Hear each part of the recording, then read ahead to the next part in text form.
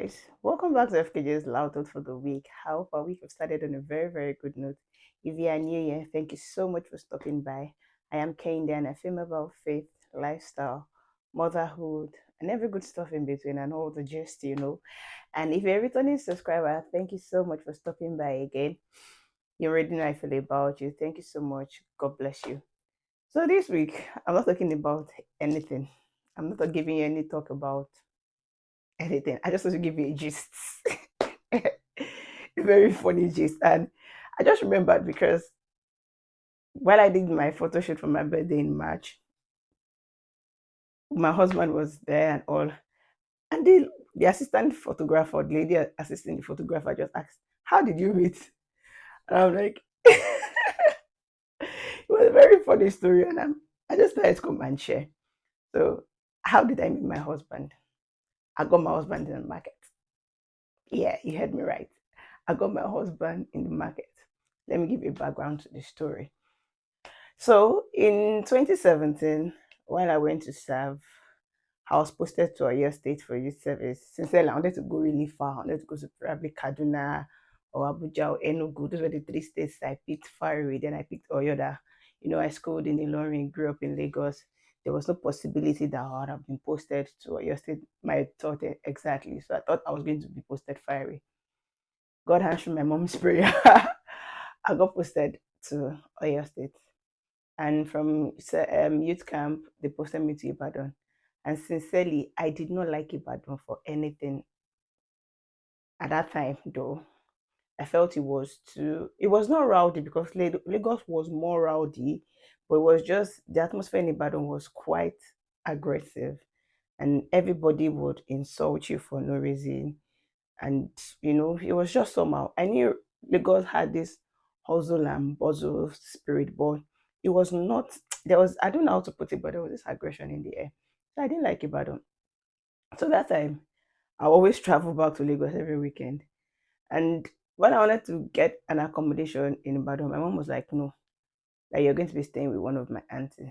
Me that wanted to do like free girl in service here, that I was going to be staying with one of her auntie, my mommy's auntie. So she's like, let me say my grand aunt, stuff like that. She's an elderly woman with her husband, elderly man, and a few of my relations too, where they're like younger relations like me that were in school. And all our children were out of the house. So they had a very big house. It was just grandma, grandpa, and I think two other sisters of mine, cousins of mine, then me. So we're just three of us. Okay, and the little girl, and the little girl was there too. So just four of us with grandma and grandpa. So sadly, while I was serving, grandpa passed, and funeral preparations and all. So we're trying to, um, we'll go to the market, look for ashwebi for friends, for family, for every categories of ashwebi. So we had this our big auntie that was always coming to help grandma. So sometimes we followed her to the market. So on this day, we followed her to the market, myself, this big auntie. And I already mentioned that we had like about two of my cousins, like relations that were there, they were quite older, but not really older like our big aunties, like we could still be in brackets. So we went to clothes scouting or actually be hunting, something like that. So while we walked all around this market, and while we got to this particular store, in that store there was an elderly woman, there was a younger lady, there was a younger guy, and there was a baby. But you could tell that the elderly woman in that store was like the mother to the lady because some sort of resemblance, right? So I talked to my other cousin and I'm like, see this grandma. I said, and sincerely, that other lady was really beautiful. That this beautiful lady and her little son, her son to looks like her so much. So this beautiful lady, her son, and that I thought probably that's her husband. And we just talked about it and we left. That was the first time we left. So Subsequently, because of my work, my job when I was serving, I was a teacher, so I was always going to school while I was serving. My cousins will go back to the shop subsequently without me. So they knew my cousins already as per customer that was coming to pick one certain kind of fabric, right, for the burial preparation. So that's so that first time that I said I saw the lady, the child, and the assumed husband. So I just it looked past. So the second time I followed them. The second time I followed them again, I saw like the sister, the lady, the child, and the guy again. But my cousin was talking to them, but I was just looking around the store, looking to see because we wanted to pick another fabric for our own self. Aside, like omole, that kind of thing for the waykeeper, and also me, I was looking for fabrics for us, that kind of thing. So we passed and we just left. Again, after that, I didn't follow them for a while until a particular day we now went. It was, I can remember that day, that day was an Ilea day, something like that. And we know that in the market, most people don't come on Ilea day. So we went to the market on that Ilea day, and because we were coming from grandma, we had like a lot of cash in our hand. So we're like, we're not going to walk around the market with this cash. We're just going to go into the shop, and pay for the clothes we want to buy, then go into the market and get other things. So we got to the shop and we saw that guy that we have been saying. So I don't know if he and my cousin has been talking, a particular one of them, especially, had been talking about me or not. But me, I just assumed that was that other lady's husband, right? Because it was quite physique is quite big. So in my mind, I'm like, well, you could be married. What's my own? Stranger, I don't know him. So we got there and it was like, there is only one in shop today, and there was some clothes that should be we can see that people are not outside. He just came just a while away from and all. Now one of us should give us when I said we're going into the market that but will not belong. And I said that one of us should give us our contact that should the case it wants to close and we are not here, he can ring us, you know, and come and locate us wherever we were in the market. I don't know if it was deliberate between my cousin and him or it was just coincidental. And my cousin was like, no, our phone is dead. So so I gave him my contact and we went. So while we're in the market, far away, you should know far away in the market, very big market in Ibadan there. We're far away in the market and this call came in and hi, is the guy from the store and he wants to come and give us our clothes. No, but that's how you should wait that we'll come and carry. Not like, no, no, no, we should not stress ourselves that he will come and give us wherever we were in the market. I should just tell him where we were. So we told him where we were and he came to give us the clothes where we were. And we thanked him and that was all. So that was how he got my number. So after subsequently he kept so my cousins were, me, I didn't know the old markets this thing very well. I was new to that kind of thing. My cousins were like, after you buy clothes again, they are supposed to give you like Jara because of the quantity that we have bought.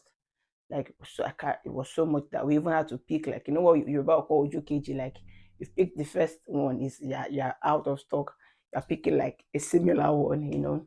I will pick the first one, we pick to do KG, we pick so my cousin were like, they were supposed to give us clothes for buying so much. And I'm like, I don't know anything about clothes. And this was when my other cousins went and told him that okay, they're supposed to, when I said they will bring it to our house, and my cousin should give him our address. So that day he came in the night, very late in the night, not very, very late, about 8 p.m. And my cousin was like, that guy from the store is down. And I already told my cousin that the guy from the store will be chatting me up. I don't know what's up. That the other guy from the store is downstairs. He said they brought the extra clothes that wants to give us. And it was just three of us with grandma upstairs.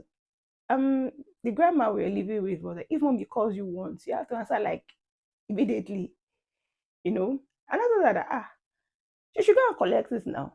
That me, I'll be upstairs because we had an older auntie, but she was busy. Like, you know that this auntie is busy. I'll have to stay so that when grandma calls on somebody, and my grandma will not call anybody's name, she'll just say, and come bang, like somebody there. So I'm like, so if grandma calls somebody there, me, I'll be here to stay while you can go. She's like, no, that the guy said, me and you should come, me and you should come. I'm like, if grandma should go and say, come bang, and nobody's there to answer, it's trouble. I shall follow that downstairs. And I thought I was not going to stay, spend so much time. But I'm just going to collect the clothes and get. Oh God, I said, collected the clothes. And let's begin. My cousin like, no. I said, I'm not waiting. Share that. I don't want grandma to call and anybody's not going to answer. So I left my cousin there and took the clothes and went upstairs. I still did not know what he and my cousin were talking about. Was he trying to get to know me through her? I don't know. So that's how I got my number. That's how we got talking and chatting. And after a while, my two cousins, they like were living together, went back to school because they were home because their school then was on strike. So it was just me and the other little girl and grandma home. So it will come in the evening after work. We'll talk, we'll chat, we'll go. It kept on, talking and chatting on the phone. And at that time, I was in a relationship. So my mind, I'm like, well, nothing can come out of this. I'm actually in a relationship. Then we started talking, we started chatting. It will come down to my school, maybe before I close, just to say hello, sometimes bring food and all. And I had this this elderly teacher then. He's a reverend, so I used to call him Reverend. Reverend will say, this guy that is always coming to see you and bring food. I never knew the guy I was dating. I was going to report me to that guy. I'm like, I'm not dating him more. There's nothing about him. Like, he's just my friend. And, I met him in the market and all. So we kept talking and we kept chatting and all like that. So the day he finally came to tell me he wanted, he didn't ever say, can we be friends? Can I date you and anything? He just said that he's going to marry me. I felt like, where are you? That's impossible. I felt really like, I don't know. What I wasn't there fun trait to just say that I'm going to marry you without even saying that. Can we be friends? Can we date? I'm like, marry you from where to where? I've never had anybody tell me that straight up. Like, what kind of marry you is that one? You didn't even ask me if you're going to be my friend. Or if they ask me, can we date or something? Or can we call it like marry you? I beg you. That kind of thing. So I told him straight up so that he will not, how do I put it? Will not be running in circles or chasing unrealistic dreams. I told him straight up that I was in a relationship. Straight up. Because I didn't know how to do hanky panky. Like, I was in a relationship, and sincerely that relationship was still like about 4 5 months then he asked how long has this relationship been. I'm like, relationship for about 5 6 months, 4 5 6 months. I'm like, it's not going to give up. That I shall know that he was going to marry. I'm like, well, that's your problem. I've told you I'm in a relationship. And if you're insisting that you want to marry, I don't know for you, but me, I'm in a relationship. And I told my then boyfriend, so I'll say that, see this guy who just comes from nowhere saying that he wants to marry me and all. So we talked about everything. So after service, was I went back to the university for my master's immediately. So I finished serving in November. I already got my school had already started in October. I had not resumed because I wanted to just sort out, you know, my NYC clearance, then go.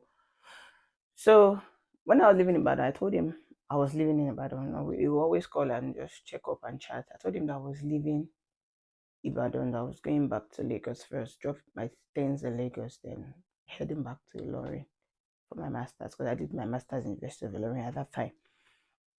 So that I was heading back to Ilorin for my master's. So that's exactly that. He's going to come to Ibadan. So it was already in Ibadan, right? He was going to come to my house, my grand aunt's house, to take me home. I'm like, well, I've got so many things to pack. getting a free ride on a Sunday evening. And I still wanted to come back to Ibadan that evening so that from Ibadan I can go to Ilorin. That was because I felt Ibadan was closer. So packed all the things I didn't need back home in Lagos. Already packed my bag for school. So I was going to go. No, I was going to Ilorin to go and do my physical registration. So I would have come back to Ibadan that night, go to Ilorin the next day, do my physical registration, go back to Lagos and finally come and settle to go finally to Ilorin for my master's. So the next day was going to come and take me home. At first I felt rejected, but like, no, no, no. All of a sudden I just saw him parting from her. Why are you here now? Like, he was serious about coming to take me home. I'm like, okay now. Nobody says no to a free ride. So free ride from Lagos to Ibadan and back, right? That's how he drove me home. And my mom too, like, because I had never brought anybody home, right? Like, no guy had followed me to my house. That or that I'd seen my parents, anyways.